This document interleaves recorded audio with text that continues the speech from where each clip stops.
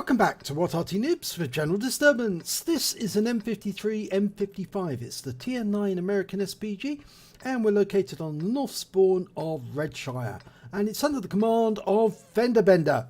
Now there's one mark of excellence on the barrel and it is the M55. That's a 8-inch howitzer, and so we've got a limited amount of ammunition, but battle has commenced. Well, FendaBenda's headed off to the west. Is it the east? No, it's the east side of the battlefield. I always get this orientation wrong. But it looks like he's going to fire right from the edge of the map. It's a place I normally favour actually myself. Gives you good field of coverage on the enemy. Actually, it's the west side of the map. I got it wrong. Right, okay. At least I'm fallible. Okay, we've got a black dog making a scouting run right up the centre of the map, which is very dangerous for him because he could get hit. But our Batchat 25 ton appears to be being hit by the enemy Arty, and we just hit that black dog for 466 hit points. He's not a happy bunny now because he's lost 3/4 of his hit points in one shot. And in fact, actually, he's just lost a bit more, and now he's been wiped out by our Batchat. That was a very silly move to make that quick move through the valley to sit there spotting and then to try and move out afterwards. Obviously he was going to get punished for doing that and he's lost out in a big way. Black Dog is such an asset normally for an enemy team because it's such a good spotter. It's got a decent 90mm gun. But the gun we're facing him with is 8-inch howitzer, and we fire around at that FV4005 and it lands short, unfortunately, because the FV did not continue moving. So he's still alive and untouched. And we fired 2 of our 20 rounds, and there's a Reveille, or ravioli as Jingles calls it, in the moat to the castle. We were just adjusting our field of fire. The M55, like the M53, has got a 60-degree arc of fire. It's also got 2 gunners, which makes it a bit inconvenient. Oh, good hit there on direct hit on the Batchat 25 ton. It makes it a bit inconvenient if you are moving your crew from your M40, M43 to your M55, because unfortunately there's one gunner there instead of a radio operator, and that makes a big problem because it means you'd have to train another crew member to brothers in arms. There's the Reveille. He's still there, and Carnarvon Action 10 has engaged him. I don't think he's going to move away. Oh, that's an ammo rack taken out by the Scorpion G. Okay, so we switched our target to an ST1 Tier 9 Soviet heavy, and he's in the castle grounds. The ST1 is just sitting there. Perfect target, but we've got an Object 430. That's a medium tank. You're going to do more damage to a medium tank you'll do to a heavy, and that's a lovely big hit there. 453 hit points. You see, FendaBenda chose the right target, because if he'd hit the ST1 with its heavy armour, he probably wouldn't have done as much damage as he would have done to the Object 430 with its weaker armour. It's a medium tank. It has less armour, so you'll do more damage to it. So he selectively selected a target which was going to get better results. And that 430 is now one shot for anyone who can aim at it. 7% of his health left. The ST1 is still holding up against the shots being fired. We fire around in there and kill the Object 430. But a T-34 has made his way through the moat and is coming up to attack our guys from the entrance to the castle. And the T-95 is moving to engage and just got a massive hit out of him, 795. Unfortunately, we can't fire because the tanks are too close together. If we were to fire, we would damage our own teammates. T-95 is now tracked and the T-34 is behind him, but he has been killed. He was taken out by our Leopard prototype, and we're now aiming a shot at that SC-1. He's making his way towards the exit to the castle, probably to try and engage the T-95. Okay, we've lined him up, round out. And it's a near miss for 408 hit points. A splash right in front of him. Good selection of fire. Now he's got that rock directly in front of him. Now that's going to be a bit of a problem firing at the entrance to the castle. So he's backing up into the corner. He can still fire at the ST1. If he'd moved over just slightly to the left, I think that rock might have inhibited his ability to bring the gun to bear on that ST1. But he's hiding behind the wall, and the enemy have made it through the heavy pass on the east side of the map. So we need to now focus our attention, and we're going after... Oh no! Well, we were going to go after the Carnarvon, but he's just been ammo racked by our Scorpion G, and that's the second ammo rack the Scorpion G has caused. And I suspect that that particular driver knows where the ammo rack is on these tanks and has fired his shells to get the best effect. Oh, he just took out the T-57 Heavy. Nice shot. That's the second kill for FendaBenda. Of course, the first one was the Object 430U. And our T-95 is now making his way into the castle grounds. The ST1 was taken out by the T-95. He's now going after a Jagdtiger 88. That's the Tier 8 premium version. And we're lining up a shot to try and hit him if he backs up. We fire around him for splash. That was close.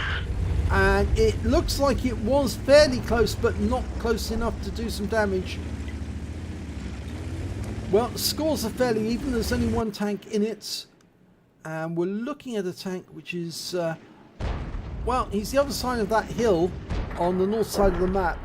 T-54E1, and there's a Lorraine 40T. Well, we can hit the Lorraine 40T if he crests the rise, but it's a bit difficult to hit him when he's just below the rise. A Waffenträger auf Panzer IV. Lining up a shot on him. No, he's just below the crest. Yep, it doesn't work.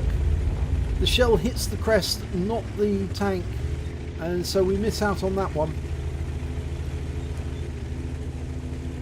Now, as many of you may know, the M55, M53, both based on the same chassis, which is the chassis of the M46 Patton tank. It's a modified chassis. It's actually the other way round. You're looking at the back of the M55. That happens to be the front of an M46 Patton, because the turret of the M53 is at the front of the tank turret chassis. That was close. Okay, 246 from a near miss. And the gun is interchangeable between between the two Artys.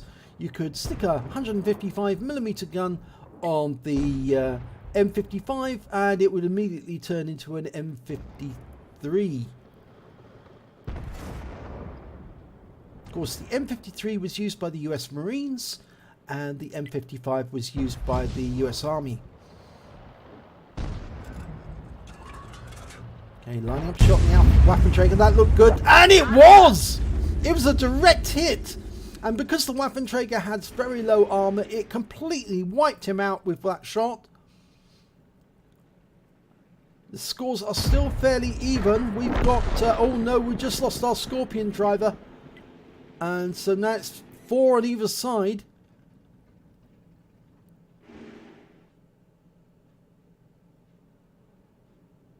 Now, there is still that Jagdtiger 88 in the castle grounds. There he is. Lining him up for a shot. Can we get a shot on him? No, he's gone behind that tower. We're going to have to wait until he comes back round. He is headed that way. We're lining him up. Working out where he's going to be. We've lost sight of him temporarily, but we know where he's going to come into view again if he does pop out round the corner. Yes, there he is. Round out. And it's a near miss for 427 hit points. It must have landed right next to him. Now, something you should know is during the Second World War, more tanks were killed by Arty than any other cause. And most of the Arty that killed them was self-propelled guns. And the reason for that is that when the tank was actually hit, or even if it was a near miss which would track the vehicle, the crews would normally have to abandon their tanks simply because they couldn't repair the tracks in place. Because if they tried to, the crew would get killed by any enemy tanks that happened to be around or any infantry that were around. So if a tank was in combat and there were enemy infantry nearby, instead of trying to repair the vehicle, if they couldn't fight the vehicle where it was, they would abandon it and destroy it. So if an RT got a tracking shot, it was normally would spell doom for the enemy vehicle.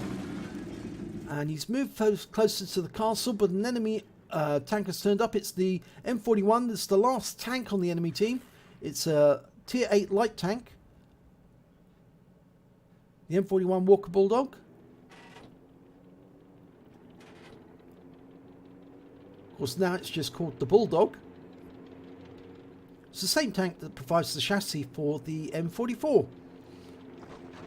And we've lost sight of him, but I suspect he is moving. Yes, he is moving. He's moving quite rapidly. He's moved south, and there he is. We can get a splash kill on him. He's only 31 hit points. Round in, and... oh, round out, I should have said. And he changed direction at the last possible second, which meant he missed being hit by the splash. It's very clever to do that. If he carried on where he was, I'm sure that shell would have hit him. Anyway, one splash should be enough to kill him. 34.67 seconds to reload. We're not using any premium consumables. It would be shorter with premium consumables, quite a bit shorter. Oh, he's been tracked, and we're loaded, and he's dead. Oh, we just fired the round just as he was tracked, and now we're reloading, and the enemy Arty's been killed, so that's game. We've won. 3 kills for FendaBenda. And here's the end of battle results. It's an ace tanker for FendaBenda. Not the first one he's had. He's had more before in the M53, M55. He got a Bruiser medal for getting at least 5 critical hits. He got 18. A Gore's medal for doing more damage than 10 times the hit points of his own vehicle. I know it says 8 there, but it's actually 10 according to the other replay websites. And he got a Confederate for hitting more of the enemy than anyone else on his team. At least 6 tanks subsequently taken out by others. And a win 8 for the battle of 5219. So very, very good work. A lot of hard work there by FendaBenda. He said he could have stat padded, but he went for the win instead. Yeah, I can believe that he was actually trying desperately to help his team to win that one.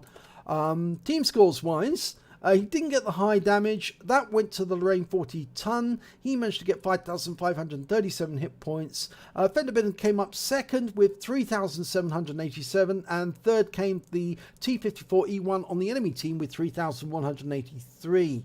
Now, the Lorraine 40 ton also managed to pick up a Lever Slayer's medal and a Top Gun during that game. Got the highest number of kills, 6. Then FendaBenda managed to get 3. And again, the T54E1 got 3 kills as well. And when it came to base XP, it was the Lorraine 40 ton again, 1,784. That must be an ace tanker, no doubt about that. And... FendaBenda managed to get an ace tanker with 1,091 and followed up by the T54 Mod 1 who managed to get 935 base XP. So if we look at the detail report and see where we stand, well, 14 rounds fired, so 6 rounds left in the magazine. He fired... he got 5 direct hits, 5 penetration, 8 splash, damage of 3,787 hit points, all at more than 300 meters. He damaged 10 of the enemy, that's 2/3 of the enemy team, and killed 3 of the enemy, that's 1/5 of the enemy team. He also did stun assistance of 1,206 hit points off 10 stuns. On a standard account, he earned 34,252 credits. He got a mission completion reward of 9,591, and that brings up a total of 43,843 after ammunition resupply. And remember, these 8-inch shells are expensive. He actually took away 17,663 credits. He received 6 bonds for getting the Confederate, the... what else did he get? Oh! The Confederate and the Gores. Sorry, I think you get more for the Gores than you do for the Confederate.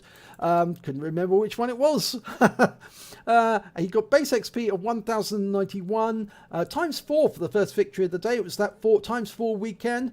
And he got a mission completion reward of 305 XP, bringing up a total of 4,669 experience points altogether. So a particularly good battle there for FendaBenda. And he must be getting closer and closer to having 2 stars on his barrel. So if you enjoyed that replay, please give it a like and do subscribe to our channel, and hopefully it'll be your replay that I'll be featuring in the next video.